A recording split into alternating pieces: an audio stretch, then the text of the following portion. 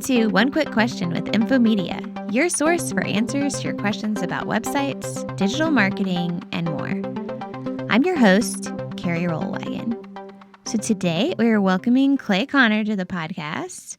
Welcome, Clay. So Thank you. Tell the people a bit about like what you do, what's your job title, and what is something that you would do in a normal day. Yeah, so I'm Director of Business Development, and so what that means in layman's terms is I sell.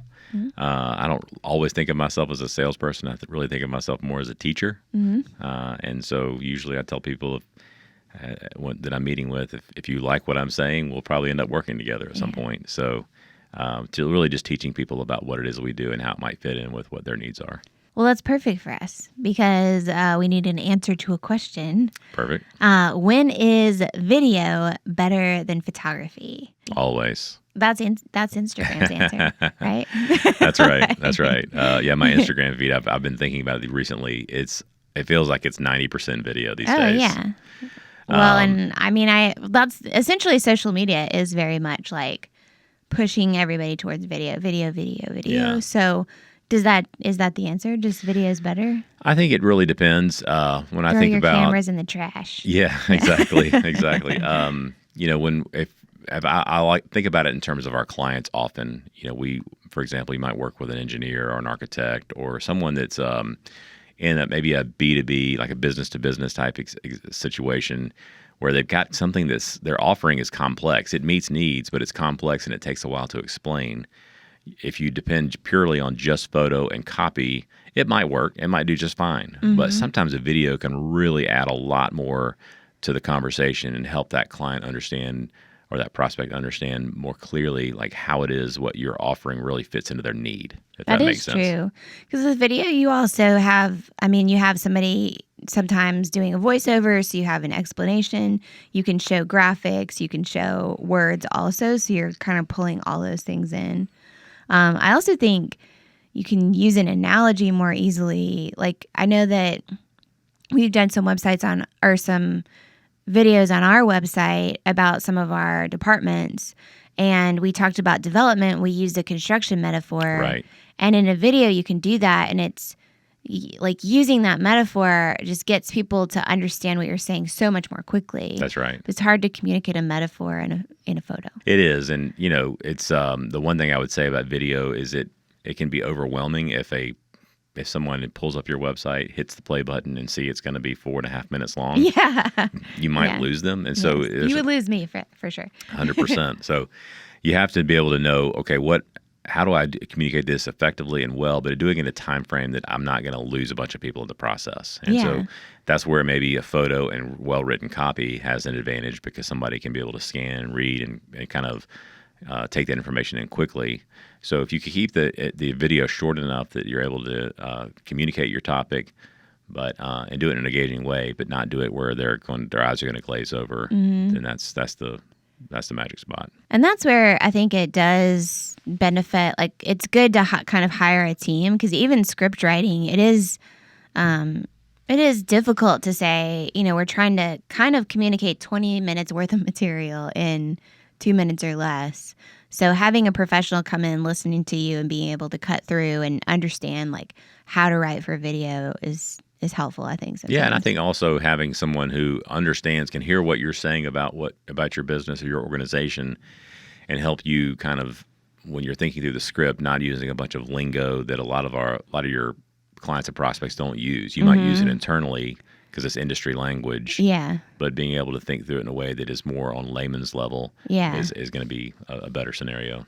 I think because we all have phones and we can video on our phones now, I think that's kind of a shortcut way, personally, I think, to know, can we do this in-house or not, is just try to do it. Like sometimes I'll just try to turn the video on and sort of say what I'm trying to say and see how does that turn out.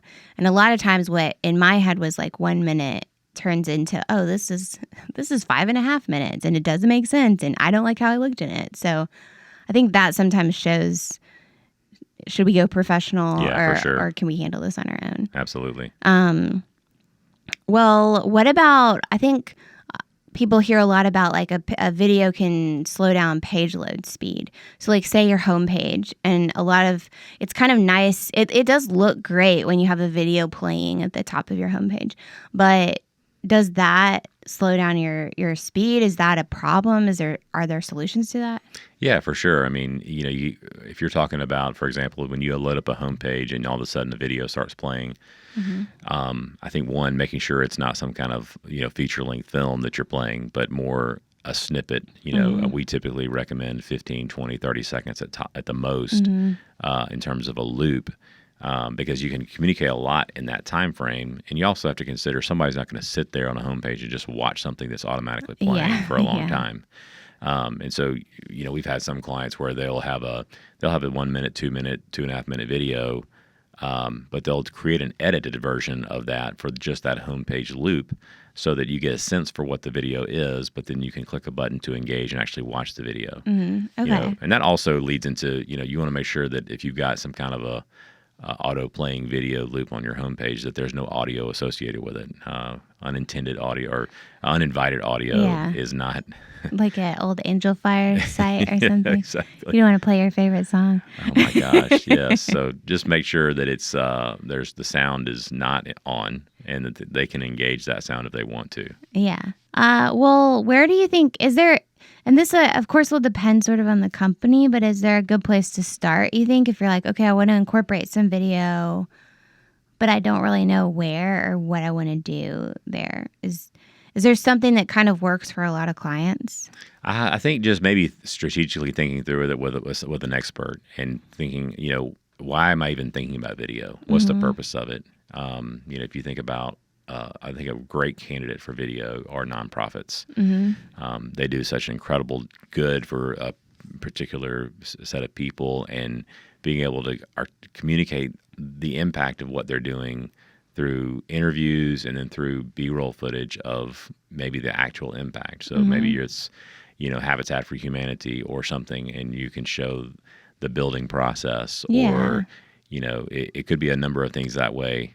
Having someone help think through like the purpose of that video, who it's intended for, fleshing that out with an expert is a great place to start.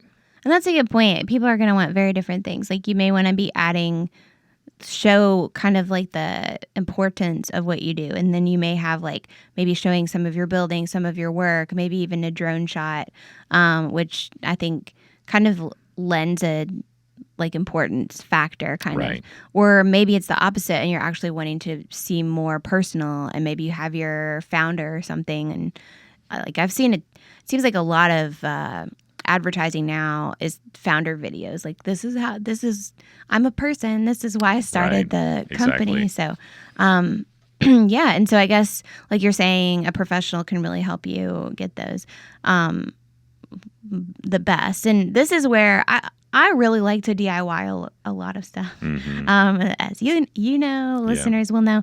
But video for websites, I think is one place I would generally say don't DIY. Video for social media, I think, is different. So it's not like you have to get every single video shot by a professional, but it is really difficult, I think, to get a video that you're shooting yourself that is good enough for the web. So that's right. Yeah, and I was thinking about one of our clients, if we can drop client names on here. We have Full Moon Barbecue, which is one of our favorite places to eat. Yeah. They've got... You brought some food in just yesterday. I did. Yeah.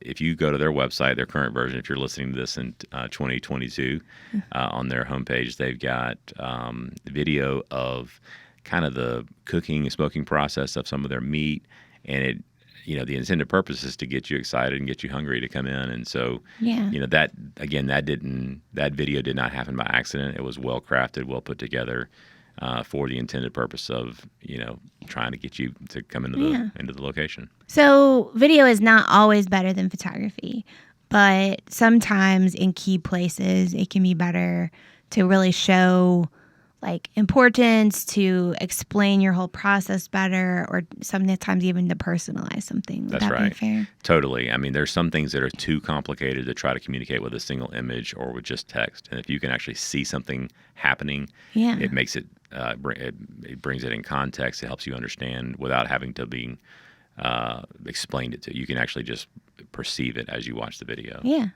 Well, awesome. Thank you, Clay. Absolutely. Well, now let me tell you a little about one quick question, which is a little bit awkward, but maybe not. So maybe you know this, maybe you don't. But one quick question is developed and hosted by me, Carrie Rowlight. But people can find show notes about what we talked about at infomedia.com/quick question. So anything we discussed, there'll be a link to there. If anybody's listening, they can also get in contact with us through our website. So go to infomedia.com. There's a contact form there. You can ask about video. You can ask about websites. You can say that you want Clay to help you, and we'll get Clay in touch. Yeah. Our producer is Elena Harmon.